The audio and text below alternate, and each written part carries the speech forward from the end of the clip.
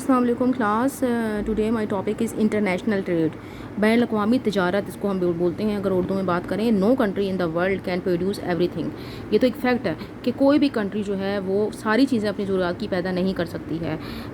It's needs for its people even if it can grow in foods and there are only 5 countries on the earth that can do that. लेकिन पाकिस्तान थोड़ी दुनिया में सिर्फ 5 country ऐसी हैं जो कि अपनी जो है वो अपनी प्रॉपर जो फूड नीड्स हैं उनको पूरा कर सकती हैं। बाकी दुनिया की कोई भी कंट्री जो है वो इतना इनफ फूड पैदा नहीं करती हैं कि वो उनकी कंट्री की नीड्स को पूरा कर सके। It still needs machinery, oil, motor vehicles, raw materials, electronics and thousand of the other things. और डिफरेंट कंट्रीज़ को जो है वो ज़रूरत रहती है मशीनरीज़ की, ऑयल की, मोटर व्हीकल्स की, रॉ मटेरियल्स की, इलेक्ट्रॉनिक्स की and thousand of other things. Between countries can be much like buying and the selling for a home.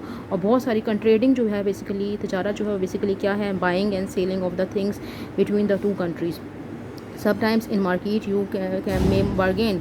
बाज़ का तब जब आप मार्केट में जाते हैं तो आप बारगेनिंग करते हैं, आप कीमतें कम कराते हैं, ठीक है ना। But in a shop you usually know the price and the pay. लेकिन हम शॉप में जब जाते हैं किसी भी शॉप में तो हमें मोस्टली रेट्स पता होते हैं और प्राइस पता होती है और हम वो प्राइस पे कर देते हैं। Problems in the international markets are. अब प्रॉब्लम्स इंटरनेशनल मार्केट में बाइंग एंड सेलिंग में क्या आती है। नंबर 1 जो प्रॉब्लम है, the country that may want your good may not have anything that you want, so you can not barter और exchange. अब एक सिस्टम आप लोगों ने बहुत छोटी क्लासेस में पढ़ा होगा, बार्टर सिस्टम। बार्टर सिस्टम क्या होता है, exchange of things. Exchange of things यानी कि चीज़ों का तबादला होता है। जैसे कि आप फ़र्ज़ करें कि हम मार्केट में जाएं और हम अपने दुकानदार से को कहें कि हमारे पास गंदम है तो आप हमसे गंदम ले लें, आप हमें चीनी देते हैं, ठीक है ना। This is called the barter system. ये होता है कि हम जब चीज़ों का एक्सचेंज करते हैं अपनी ज़रूरत को पूरा करने के लिए, ये बार्टर सिस्टम होता है, ठीक है ना। तो अब फ़र्ज़ करें कि हम किसी कंट्री से ट्रेड कर रहे हैं और हम किसी कंट्री से हम चाहते हैं कि हमें उस कंट्री से कुछ चीज़ बाय करें, ठीक है, और हमें ज़रूरत है उस चीज़ की, लेकिन उस कंट्री को हमारी किसी भी चीज़ की ज़रूरत नहीं है, तो वी कैन नॉट बार्टर।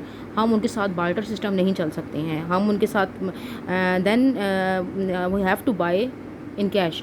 हमें जो भी चीज़ ख़रीदनी होगी हमें उसे कैश में ख़रीदना होगा। And this present problems. और इस तरीके से क्या होती हैं, प्रॉब्लम्स पैदा होती हैं, ठीक है। आपको पता है कि प्रॉब्लम्स यहाँ पे भी आता है कि आपका करेंसी का प्रॉब्लम होता है। जैसे कि डॉलर की $1 जो है वो पाकिस्तान के ₹1 से तो बहुत ज़्यादा है, यानी कि पाकिस्तान के जो है वो 100 से अबव पैसे होंगे तो वो जो है वो $1 के बराबर बनेगा। आगे आता था buying at home you use the same currency. अपने कंट्री के अंदर रहकर आप एक ही करेंसी जो है वो यूज़ करते हैं, ठीक है। जैसे कि पूरे पाकिस्तान में जो है वो रुपया चलता है, ठीक है। तो पूरे पाकिस्तान में आप कहीं भी कोई चीज़ बाई करते हैं तो आपको सेम करेंसी जो है वो देनी होती है। इन Pakistan rupee of course in the worldwide trading each country has its own currency. सब पूरी दुनिया के अंदर हर कंट्री जो है उसके पास अपनी करेंसी होती है and the value of this compared with other currencies change from day to day. इस तरीके से हर करेंसी की जो वैल्यू है वो डे बाय डे जो चेंज होती जा रही है, often from hours to hour. कभी कभी जो है वो घंटे बाद भी करेंसी की वैल्यू जो है वो चेंज होती चली जाती है। Today the problem is solved by agreeing to use. और लेकिन अब जो है वो ये प्रॉब्लम जो है वो सॉल्व हो गई हैं by using the one currency for the international trading.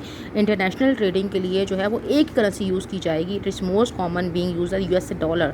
जो कि करेंसी कौन सी है जो पूरी इंटरनेशनल ट्रेडिंग के लिए इस्तेमाल की जाएगी, वो US डॉलर करेंसी है।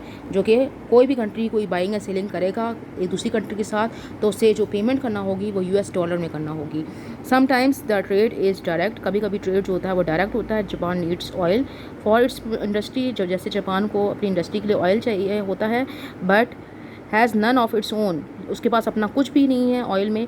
Saudi Arabia has the plenty of oil. और सऊदी अरेबिया के पास जो है वो बहुत ज़्यादा ऑयल मौजूद है, but does not have an industrial base.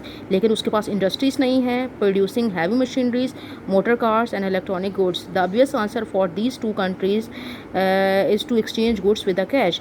तो ये कंट्रीज़ क्या करेंगी, ये कंट्रीज़ कैश में जो है वो बाइंग एंड सेलिंग करेंगी। And if the two do not balance, if the two do not balance, यहाँ पे आपके पास पिक्चर में पूरा दिखाया गया है कि sometimes the trading is a bit more complicated, कभी कभी जो ट्रेडिंग है वो बहुत ज़्यादा कॉम्प्लिकेटेड होती है, as shown in the given picture, जैसा कि गिवन पिक्चर में दिखाया गया है।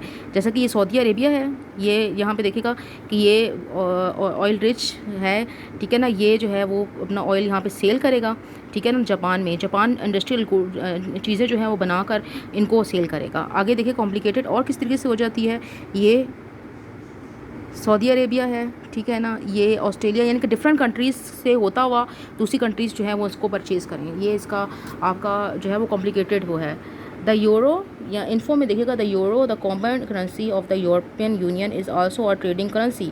जो यूरो है वो भी एक तरह से किस ज़माने पर जो था वो ट्रेडिंग करेंसी थी, second to the US dollar. ये यूएस के बाद, यूएस डॉलर के बाद जो है वो यूज़ की जाती है। The euro is the official currency of the 16 out of the 27 member state of the European union.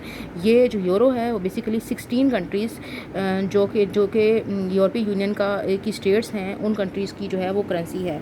यहाँ पे आकर हमारा टॉपिक क्लोज हो जाता है। Thank you class.